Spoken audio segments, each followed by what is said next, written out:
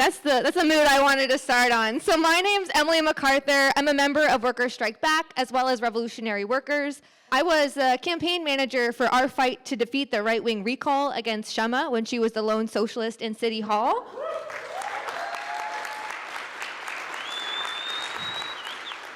And I will be your MC this evening. And I think a lot of us are here tonight because we know that we desperately need to begin waging an offense. The right wing has been decimating public services, attacking LGBTQ rights, funding an all-out genocide in Palestine. And we know that we need to fight the right, and we desperately need to fight the rich who are immiserating millions in Seattle, in Washington, in the US, and all around the world. Bullies like Trump, bullies like Kathy Moore, bullies like Jeff Bezos, they don't back down because their actions are immoral. They don't back down because their actions are unpopular. They back down when we have them surrounded.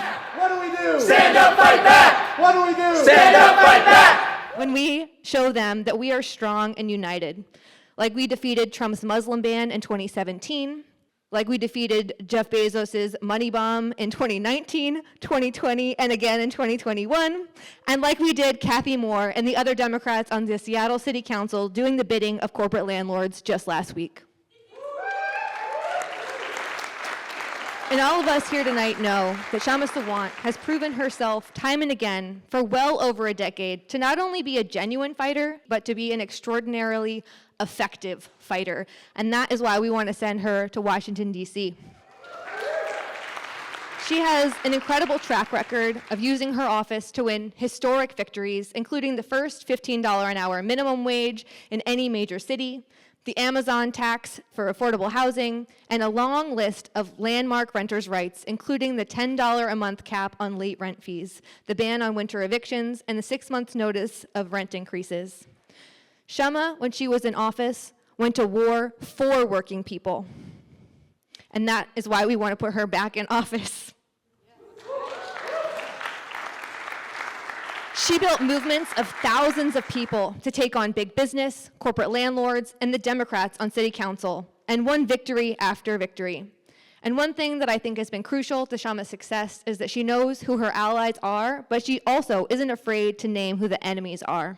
She refused to be roped into backroom meetings to sell out workers and renters, instead repeatedly opening City Hall to the people that it truly belongs to, working people and students. Who's City Hall? Our City Hall! Who's City Hall? Our City Hall! Who's City Hall? Our City Hall! She only ever accepted the average worker's wage rather than the exorbitant salary that council members paid themselves. While she was in office, real estate lobbyists declared that, quote, every dollar they spent lobbying City Hall was wasted because her Red Army was too powerful and made all the promises that they'd extracted from Democrats evaporate under the immense pressure of our movements. And so we're here to remind them of what that kind of lifestyle is like. Workers Strike Back, which was founded by Kshama as well as a number of other organizers who are here tonight, founded when Kshama left office as a way for people to stay active and get organized along the same methods and tactics that won those countless victories through her Socialist City Council office. And just this last weekend, Workers Strike Back was excited to vote to endorse Kshama's working class anti-war campaign for U.S. Congress against warmongering pro-corporate Democrat Congressman Adam Smith in Washington's 9th Congressional District.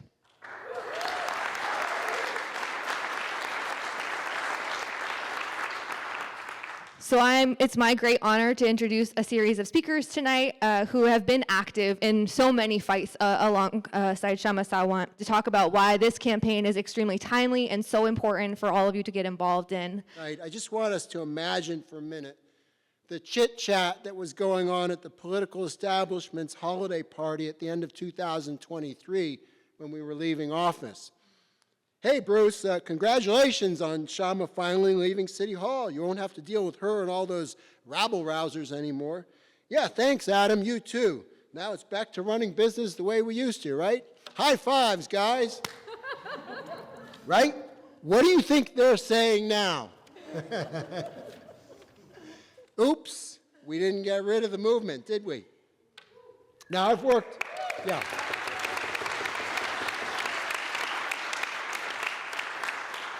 I want to know what happened in that party, and I want to know what they're saying right now.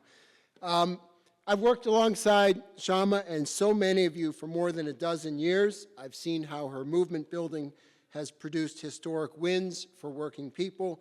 I also live in Adam Smith's district, and I've seen what he's about, catering to weapons dealers and not working people.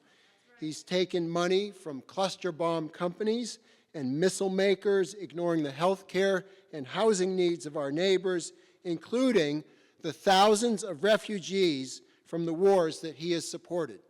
Adam Smith has taken money from Elon Musk's SpaceX company in every election cycle since 2010. Yes, Elon Musk loves Adam Smith. If you love Elon Musk, you love Adam Smith, probably. Smith also has taken money from Palantir, a company you may not have heard as much about, but that's the company that's just in the news this week because Trump has tapped Palantir for his sick dream of building a Big Brother surveillance state. That's who is backing Adam Smith. He's been an unwavering defender of the Israeli state and its genocide on the Palestinian people. He's even gone so far as to call for those of us protesting to be arrested. That is absolutely shameful. We need a working-class fighter who has a track record of taking on the billionaires and the bosses and winning. This is why I'm in full support of this campaign and supporting Kshama for Congress. As a union member, I am tired of my union seeming to blindly support the Democrats each year. Democrats who sell out working people and labor left and right. And Adam Smith is no exception to this. He has received over $500,000 from U.S. labor unions since he first went into Congress, but voted to break the railroad strike in 2022. Smith is an enforcer of big business interests. Labor leaders have allowed Smith to engage in occasional performative gestures while he sells out workers wholesale. It is shameful that my own union, the Washington Federation of State Employees, also endorsed Adam Smith, even though Smith has a huge hand in the continued slaughter in Gaza, and WFC statewide passed a resolution calling for a ceasefire. I am excited to bring a resolution to my union to endorse Kshama against Adam Smith. Kshama has had an incredible track record of achievements that I'm sure all of you are familiar with, but is worth going over again. The minimum wage increase in the city of Seattle, tax Amazon, significant improvements in renters' rights, One struggle, one fight. making Seattle the first jurisdiction outside South Asia to ban caste discrimination, and so on. I want to call out the so on. This is not a complete list. The list goes on and on. I don't know of any figures on the left who have come even close to this in terms of concrete victories. All of this was achieved through a political approach that has a lot to teach us, that I'm so excited is going to a national level now. It is a political approach that does not compromise on values. It is a political approach that is rooted in social movements of which we are all a part of. It is a political approach that does not engage in backroom deals with politicians. What I just said here might be simple to state, but it's actually a profound lesson. And as a person who's had the privilege of being a part of these movements, I've seen myself from close quarters how rarely these principles are practiced. When we talk about candidacy and Kshama, we've met 10 years ago for the $15 minimum wage, I think. And I have lived in Seattle now this is my 11th year. 10 years. So I was barely new in Seattle area. I moved from Atlanta, Georgia. And I always say it's good to be in good trouble. And I felt Kshama was that person. So I was like, okay, let's join. Yeah. Kshama was there. When our communities are attacked, the housing justice was under attack, she was there. So we're not going to stand with Kshama just because she's another candidate, but we know that she stands for what she say, and she means for what she say.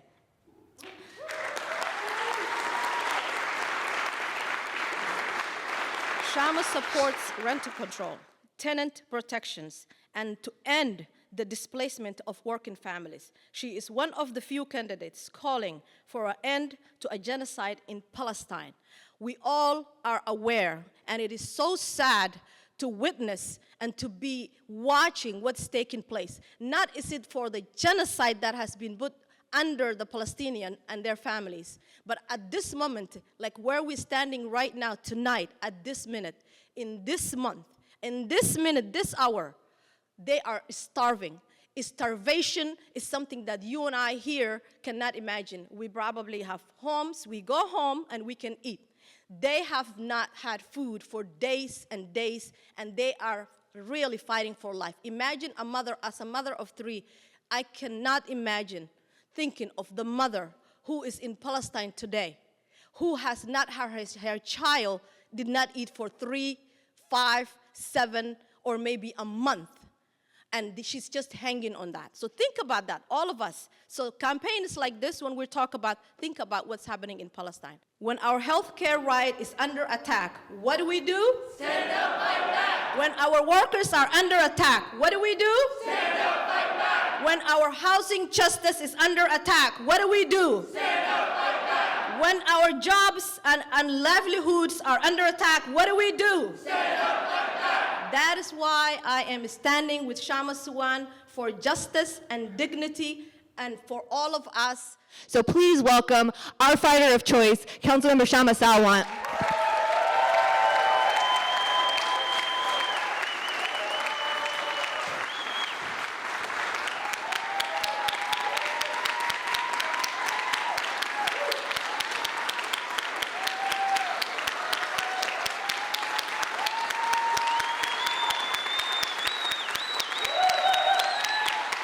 Thank you everyone for being here, and it was really at short notice because we only announced our campaign on Monday morning.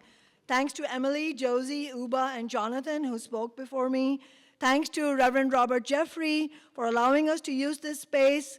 Reverend Jeffrey has been a stalwart fighter for Black working class and poor people for nearly 3 decades, and Jonathan is absolutely right. It's only appropriate that we hold the very first rally of this congressional campaign in Reverend Jeffrey's house. Reverend Jeffrey, among other things, was among those who was instrumental in us winning the Amazon tax in 2020 as part of the George Floyd rebellion.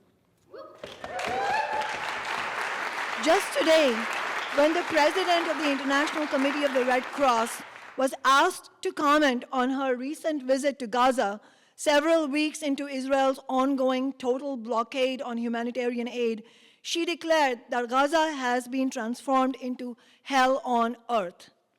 She said that the destruction of more than 90% of Gaza's housing units, the risk of famine for the entire population, and the forced displacement of 90% of Palestinians represents a people being entirely stripped of their human dignity. Contrary to the shocking and systematic underreporting in mainstream media, estimates from the British medical journal The Lancet indicate the Gaza death toll was likely over 335,000 by September last year, and that toll has likely since surpassed 400,000.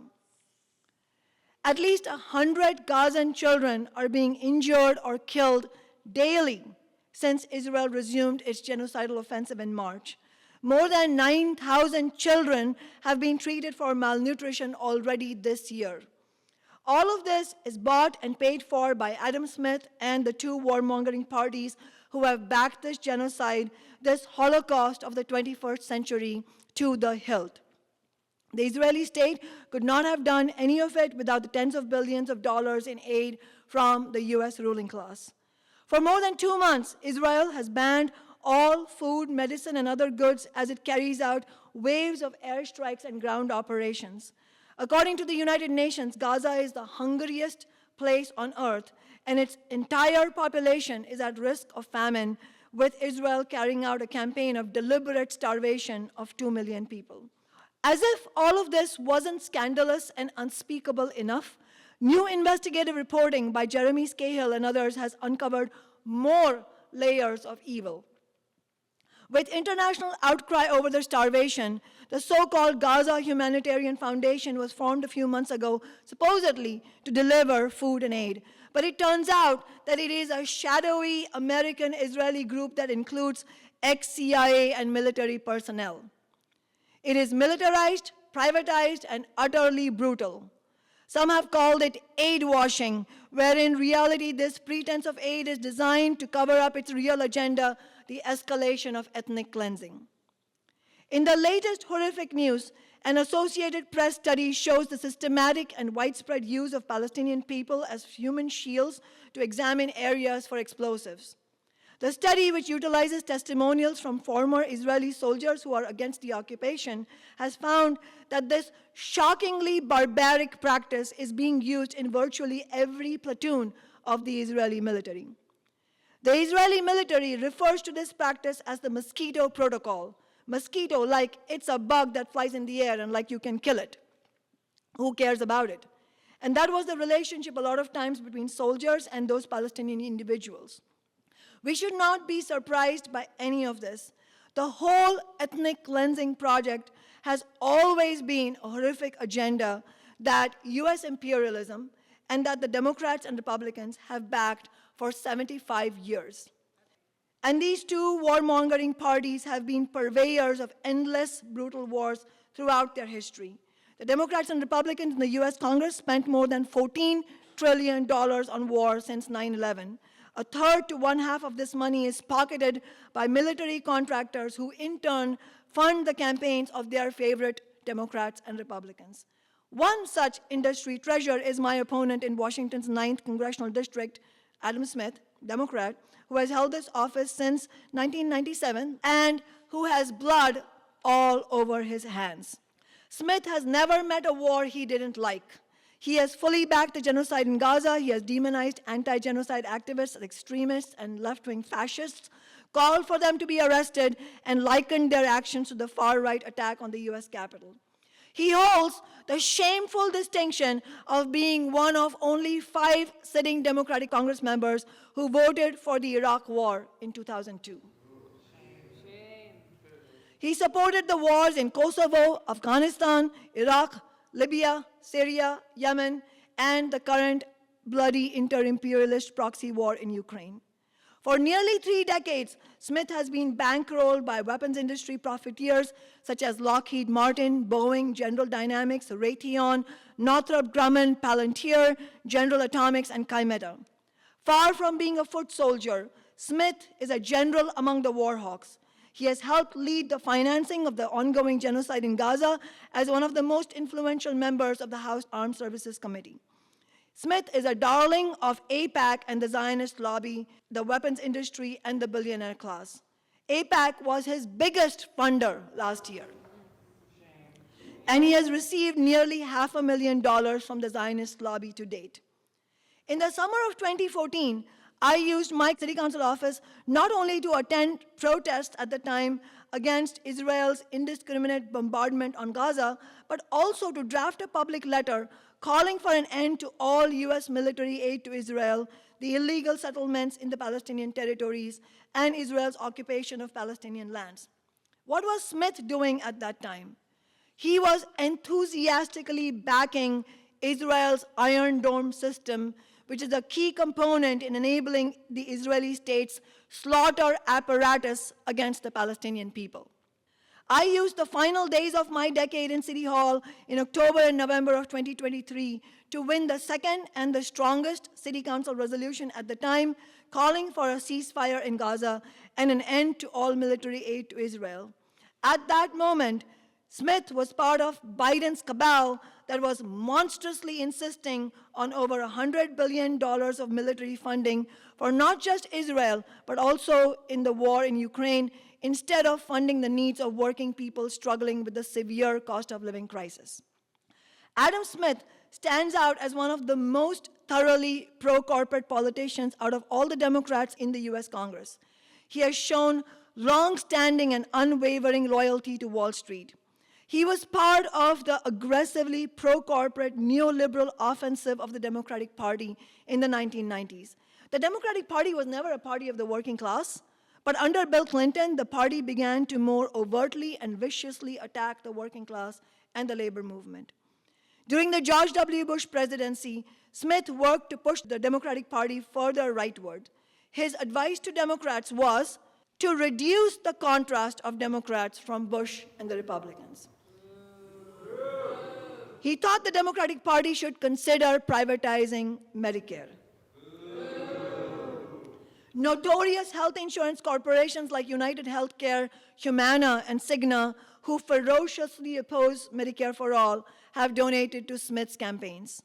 Smith voted in favor of the shameful bailout of big banks in October 2008, while ordinary people were left to rot and millions of homeowners, working class homeowners, middle class homeowners were being foreclosed on.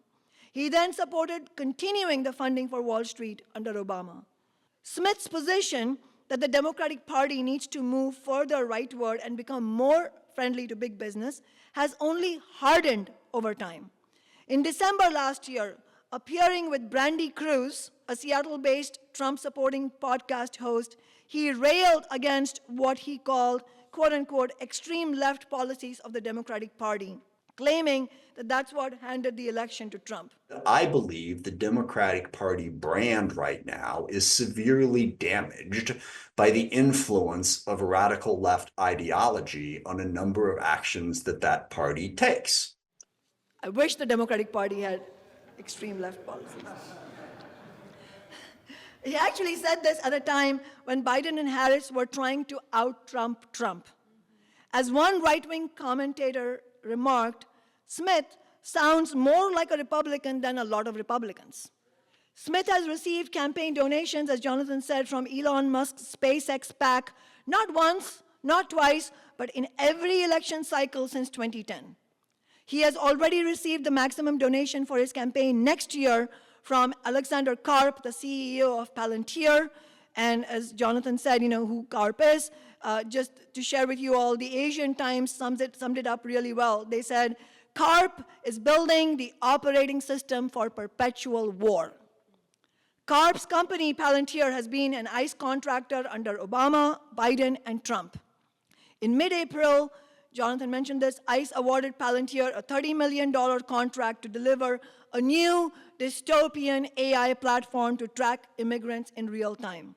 More recently, Karp called Elon Musk the most qualified person in the world to remake the US government. You're clearly the most qualified person in the world to do something like this. I mean, what does it tell you if Adam Smith is being backed by both Alexander Karp and Elon Musk, In response to our campaign announcement on Monday, Adam Smith said, quote, I have constantly fought against Donald Trump. But as you can see from nearly 3 decades of evidence, this is exactly what Adam Smith has not done. That's right. Instead, Smith has been crucial in preparing the way for Trump to come to power not once, but twice. And in fact, the second time Trump came to power after having left as the most unpopular president in modern US history. Smith and other party leaders have done this by pushing the Democratic Party further and further rightward to the point where more working class people voted Republican than any time in modern history. From the time Smith was first elected to office in the 1990s, he has been one of the leaders of the lurch to the right by the Democratic Party that has allowed Republicans to increasingly attack workers, immigrants, the anti-war movement, trans people, the poor, and other oppressed people. It is this aggressive rightward turn by the party that has allowed, as I said, for Trump to get reelected and also for Trumpism to grow, for right-wing populism to grow. Smith's recommended strategy to defeat Trump is really to make the Democratic Party into Trump-light. But that is precisely what cost Kamala Harris the election last year and what has sent the Democratic Party's approval rating into the toilet. Working people cannot put our faith in this party or this utterly failed strategy. We aren't going to stop right-wing attacks and defeat Trump by staying silent and allowing Democrats like Adam Smith to remain in power. Most of the labor leadership has spent over 3 decades giving no-strings-attached endorsements and campaign funds to Democrats and sometimes even Republicans. In return most of these Democrats have stabbed workers in the back. Labor leaders have allowed Smith to engage in occasional performative gestures while being one of the key Democratic Party enforcers against any substantive progressive gains for working people. So what do we need? We need rank-and-file union members like Josie to demand that the labor leadership break their ties with the Democrats and Republicans. And working people need to use every tool available to us: mass protest, strike action, civil disobedience, and this independent election campaign to defeat Adam Smith. Are we ready?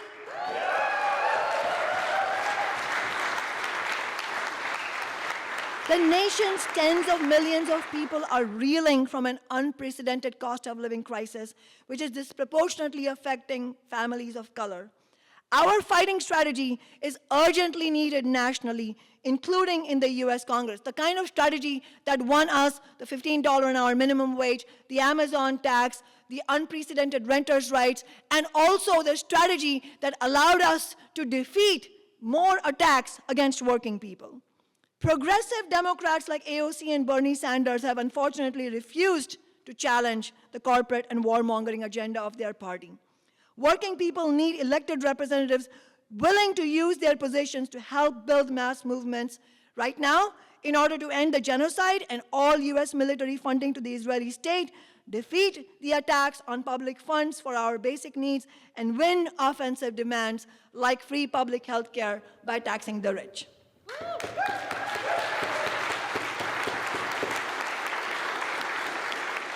This is why my fellow socialists and I launched Workers' Strike Back. That is also why I am running for Congress against Democrat Adam Smith.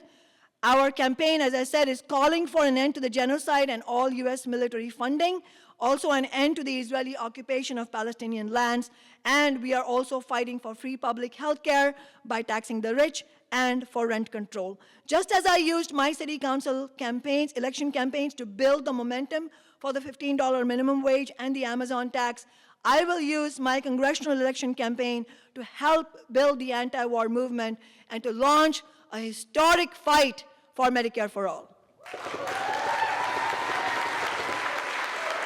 And just as I did in my decade as a representative of working people in Seattle, if I'm elected to Congress, I will accept only the average worker's wage and donate the rest of my six-figure salary to workers and social justice movements.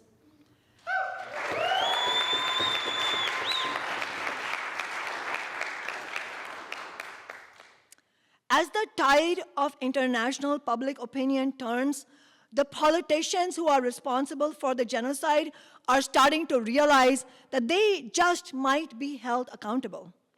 Many will start pretending that they were always against the genocide. We absolutely cannot let them get away with that.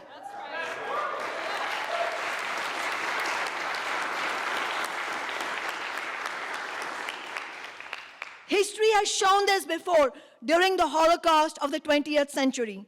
We have to learn the lessons from that time and not allow anyone off the hook who had the power to stop the genocide but refused to do so. That's right. In fact, people like Smith have been grotesquely cheering Israel on and aiding and abetting them at every step. No politician who has supported this genocide deserves one more working class vote. That's right.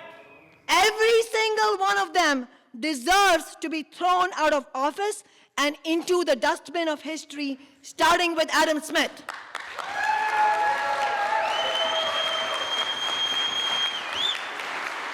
Far from getting our votes, Adam Smith is among those who need to be on trial for genocide. That's right.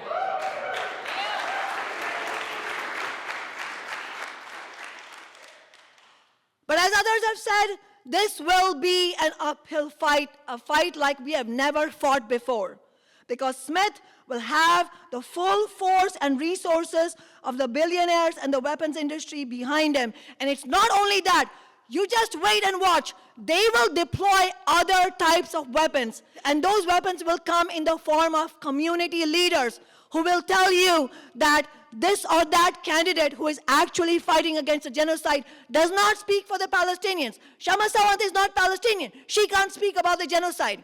Kshama Sawant is not a Democrat. You can't vote for her.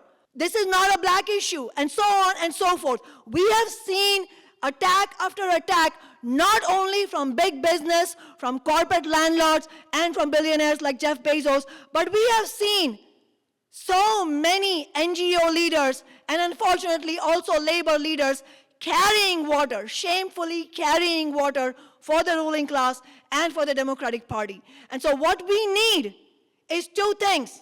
One is the political courage and clarity to know that history will bear us right, and that we are fighting for our siblings, not only in the United States, but also in Palestine and across the world, and that this clarity means that we cannot allow gatekeepers against our movement.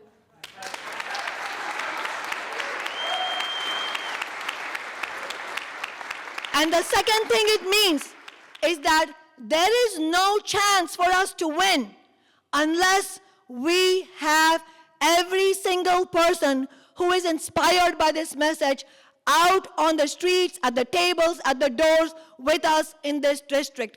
It will take thousands, and in fact, tens of thousands of us getting active in this fight if we are to win. So if you feel in your heart like you have a stake in winning this because of how you want to look yourself in the mirror, then help us organize the thousands, the tens of thousands in this fight so that we can win. I hope you will join us. Solidarity.